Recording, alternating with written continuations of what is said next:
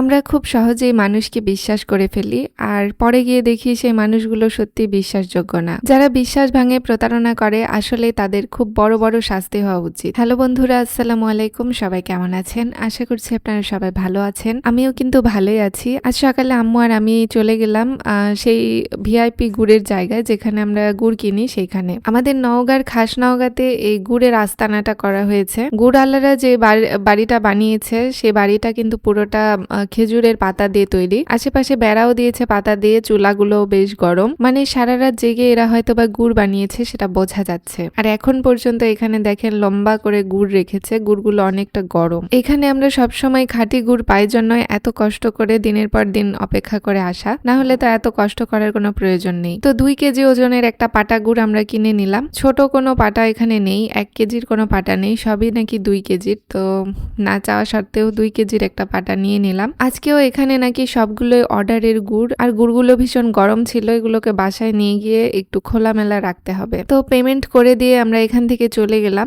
আজ 3 দিন ধরে অপেক্ষা করার পর এখান থেকে গুড় পেলাম। আজকেও যদিও বা বিক্রি করতে চাইছিল না, কিন্তু আম্মু বলল যে আজকে দিতেই হবে, এই কারণে আসলে তারা দিল। রাস্তায় যাওয়ার সময় খাসনওগাঁর এখানে বিখ্যাত খাসির হালিম পাওয়া যায়। অনেকবার এখানে এসেছিলাম কিন্তু তখন দেখি যে দোকান বন্ধ থাকে। তো এজন্য কিন্তু আজকে আম্মুকে আমি বললাম যে আম্মু খাই। আম্মু বসতে চাচ্ছিল না, তো আমি বললাম তাহলে প্যাক করে নেই। হালিম 1 বাটি 50 টাকা এখানে, তো আমি 1 বাটি নিলাম। সকালে কোনো নাস্তা না করে বেরিয়েছিলাম, তো একটু ভাবলাম যে হালিমটা প্যাক করে নিয়ে যাই, বাসায় খাবো। আজকে আমাদের বাসায় কেউ নেই, আমি আর আম্মুই থাকবো। আর আম্মু বিশেষ একটা হালিম পছন্দ করে না, ডালের তৈরি জিনিস, এই জন্য। যাক, আজকে এক কাজে বের হয়েছিলাম, 2টা কাজ হলো। খাসনওগাঁতে এখন নাকি সকাল বিকাল সবসময় এই হালিমটা পাওয়া যায়। তো নেক্সট টাইম আবার আসবো যদি ভালো হয়। বাসায় যাওয়ার পথে আমরা হেঁটে যাচ্ছিলাম, আর আম্মু শর্টকাট রাস্তা দিয়ে যাবে বলে আমাকে সমস্ত গলি ঘুরিয়ে ঘুরিয়ে নিয়ে যাচ্ছিল। আমরা আসলে রাস্তা চিনি না, এই গলির রাস্তাগুলো মানুষকে জিজ্ঞাসা করে করে যাচ্ছিলাম।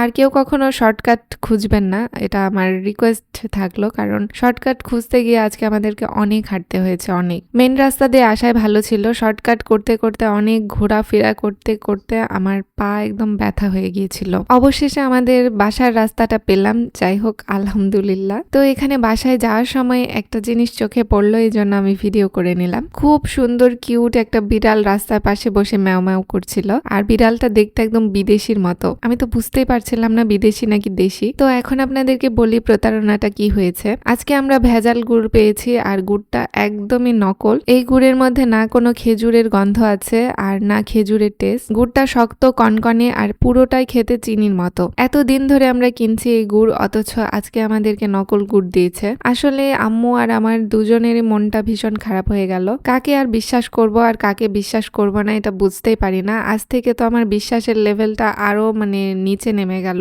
আর কাউকে বিশ্বাস করাই যাবে না। তারা টাকা কিন্তু ঠিকই নেয়, কিন্তু এভাবে ভেজাল গুড় মানুষকে খাওয়ায়, আর মানুষ কিন্তু বিভিন্ন রোগে আক্রান্ত হচ্ছে। এভাবে ভেজাল ব্যবসা করে তারা অনেকটা লাভবান হচ্ছে, কিন্তু আমাদের কিন্তু ক্রেতাদের ক্ষতি হচ্ছে। কিন্তু সত্যি বলতে হালিমটা মাশাআল্লাহ ভীষণ সুস্বাদু ছিল।